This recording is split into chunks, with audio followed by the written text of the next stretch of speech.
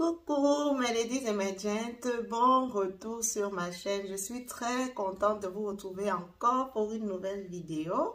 Et aujourd'hui, on va, je peux dire, continuer sur le sujet de l'organisation et du succès. En fait, je fais cette vidéo suite à la vidéo où je parlais de comment s'organiser pour pouvoir gérer de multiples responsabilités avec succès.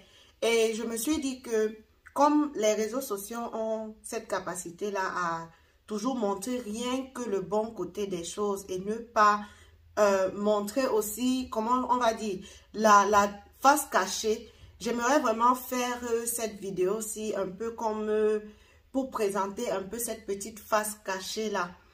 Parce qu'on pourrait se dire après cette vidéo-là que je suis une personne qui n'a pas d'échec dans sa vie, qui réussit, à qui tout sourit. Je viens déjà vous dire, non, ce n'est pas le cas. J'ai aussi mes échecs, j'ai aussi mes challenges, j'ai parfois des moments où je me ramasse la tête au sol. Mais de façon générale, je parviens à m'en sortir. Et pourquoi? Parce que il y a ces choses que j'essaye tant bien que mal d'appliquer. Donc, si tu ne sais pas de quoi il est question, ça veut dire que tu n'as pas regardé la dernière vidéo sur cette chaîne. Je t'invite donc à mettre pause et à aller regarder la vidéo où je parle de comment s'organiser pour gérer ses multiples responsabilités avec succès. Et là, tu pourras revenir pour regarder cette vidéo-ci. Moi, je me présente, je suis la Queen Esther B. Et ici, sur cette chaîne, je te parle de ma foi à travers mes expériences de vie. Je te partage l'évangile et je te montre un tout petit peu de mon style de vie chrétien. Donc, si ce type de contenu t'intéresse, je te dis déjà bienvenue sur la chaîne. Je profite aussi pour dire bienvenue à tous les nouveaux abonnés. Je vois comment la communauté s'agrandit petit à petit et franchement, c'est encourageant. Ça fait du bien de savoir que plus de personnes s'intéressent à ce que tu partages, se sentent encouragées par ce que tu partages, se sentent motivées. Et j'espère vraiment que le Seigneur va continuer à nous aider dans cette lancée-là. Donc, nous allons passer au vif du sujet tout de suite.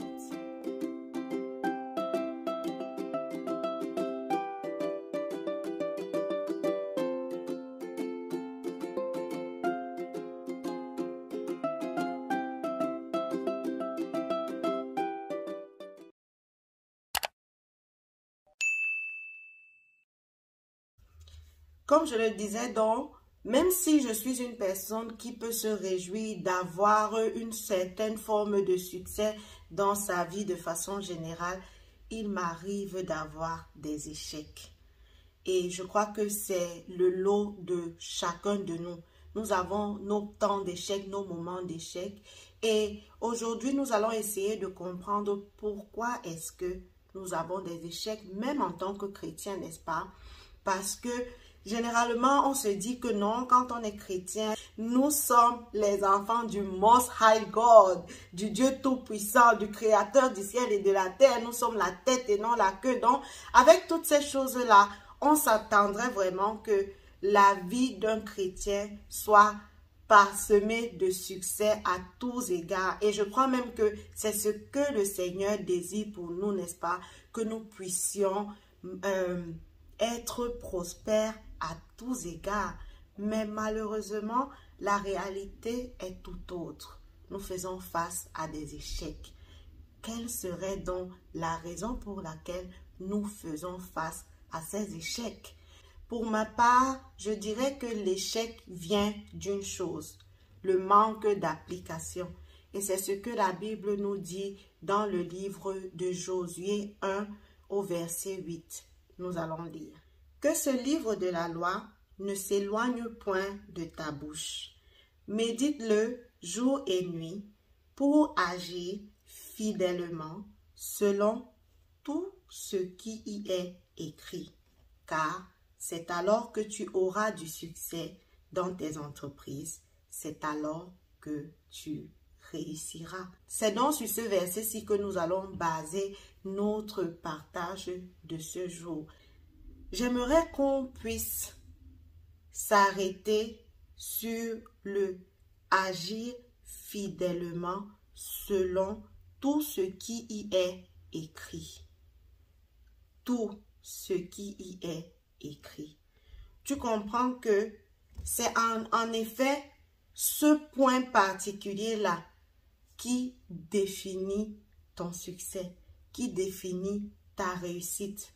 Ça veut dire, comme je le disais dans la vidéo précédente, qu'il ne suffit pas juste de méditer la parole. Il ne suffit pas juste de lire la parole. Mais il faut pouvoir agir fidèlement selon tout ce qui y est écrit. Et c'est donc ça la raison des échecs, c'est que il nous arrive de manquer d'agir fidèlement selon ce qui est écrit à la parole. Si vous êtes sincère avec vous-même, vous savez que nous tous, nous avons des moments où nous manquons d'obéir à la parole. Nous manquons d'obéir aux préceptes de Dieu. Et pourtant, Jésus pouvait le dire. Si vous savez ces choses, vous êtes heureux, pourvu que vous les pratiquiez. Donc, pour moi, franchement, c'est parce que nous n'avons pas mis en pratique un principe que nous nous retrouvons dans l'échec.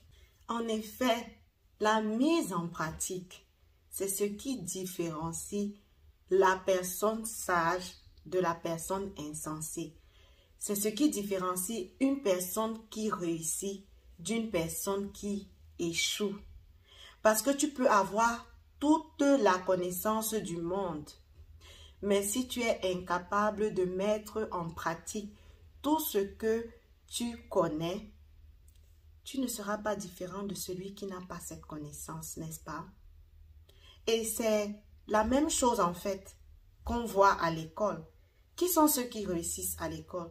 Ce sont ceux qui ont été capables de mettre en pratique dans un contexte donné d'un exercice des connaissances qu'ils ont reçues pendant les enseignements. C'est aussi simple que ça.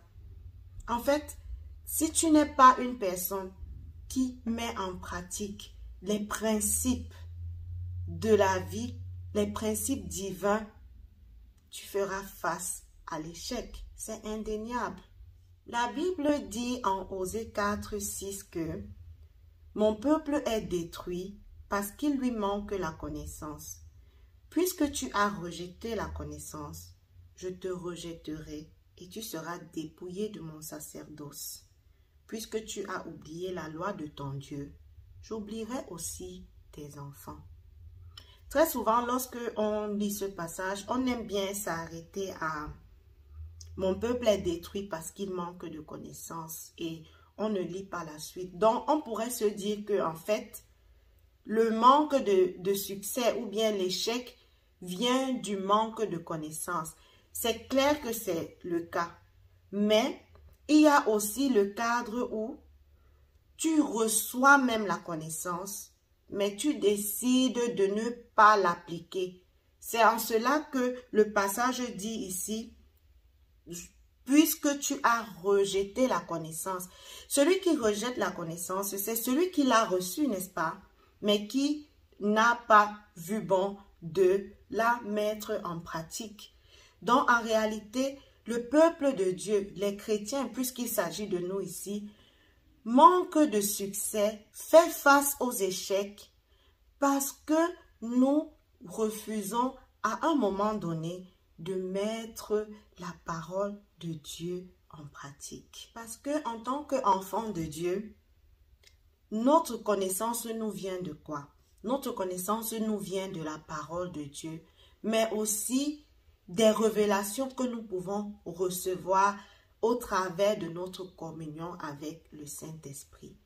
Mais comme Dieu a donné le libre arbitre à chaque être humain, il ne viendra pas nous imposer d'appliquer ce qu'il nous donne comme connaissance, n'est-ce pas? C'est pour cela que même dans la Bible, il dit « Je mets devant toi le bien et le mal. » En fait, c'est la connaissance que Dieu nous met devant nous. Et il te demande maintenant de choisir, de mettre en pratique ce qui est bien et de rejeter ce qui est mal pour que tu vives. La vie, c'est une forme de succès en fait.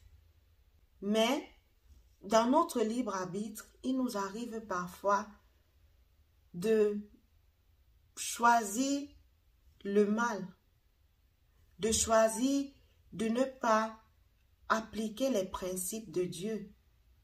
Et à ce moment-là, quel est le résultat? La mort, l'échec.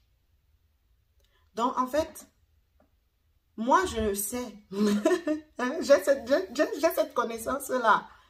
Mais il m'arrive malheureusement d'avoir des échecs dans ma vie. Et je sais que c'est parce qu'à un moment donné, soit je n'ai pas eu la connaissance, parce que je ne me suis peut-être pas appliquée à lire ma Bible comme il faut, à la méditer comme il faut, soit parce que je savais même ce qu'il fallait faire, mais j'ai laissé mes émotions, mes désirs, ma chair me dominer et prendre le dessus sur la volonté de Dieu. Donc oui, j'ai aussi des échecs dans ma vie. Mais j'essaye du mieux que je peux de m'atteler à ces principes que je vous ai cités dans la vidéo précédente.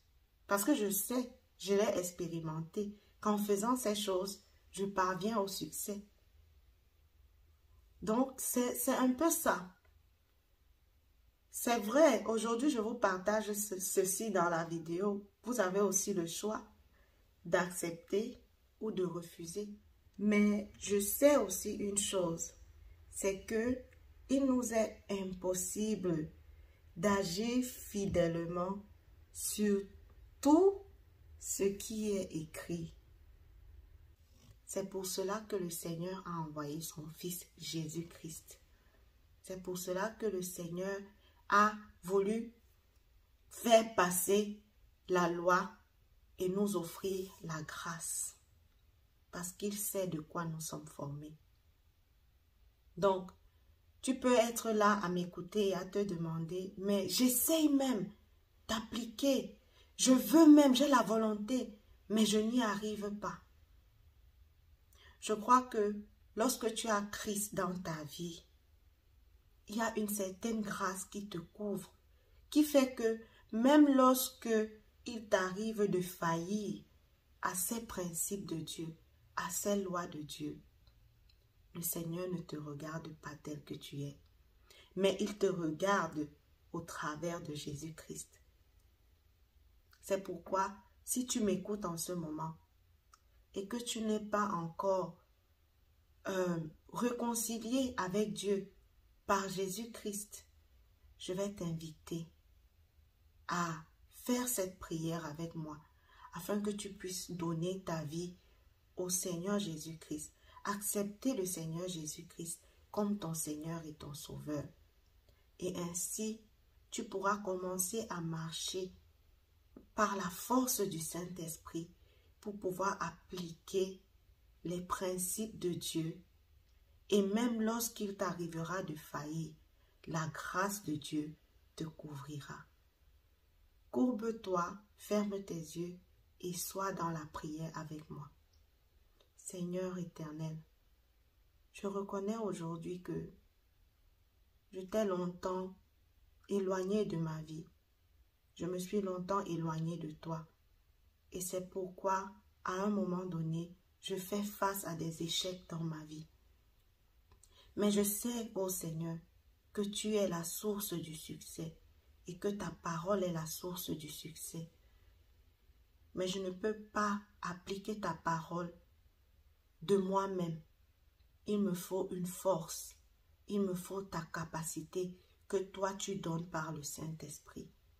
Mais pour que le Saint-Esprit repose sur moi, j'ai besoin de Jésus-Christ. C'est pourquoi, Seigneur, aujourd'hui, je veux recevoir Jésus-Christ comme mon Seigneur et mon Sauveur. Je veux donner ma vie à Christ. Je veux reconnaître qu'il est mort à la croix pour mes péchés. Je veux reconnaître qu'il est le Fils que toi tu as envoyé pour mon salut. Et je veux m'abandonner à lui. Je veux qu'il soit le maître de ma vie, afin que je puisse marcher en nouveauté de vie et que ma vie puisse te glorifier. Je te remercie de m'avoir accepté dans ton royaume. Amen. Sache que dans le ciel en ce moment, il y a une grande joie parce que tu as accepté le Seigneur Jésus-Christ comme ton Seigneur et ton Sauveur.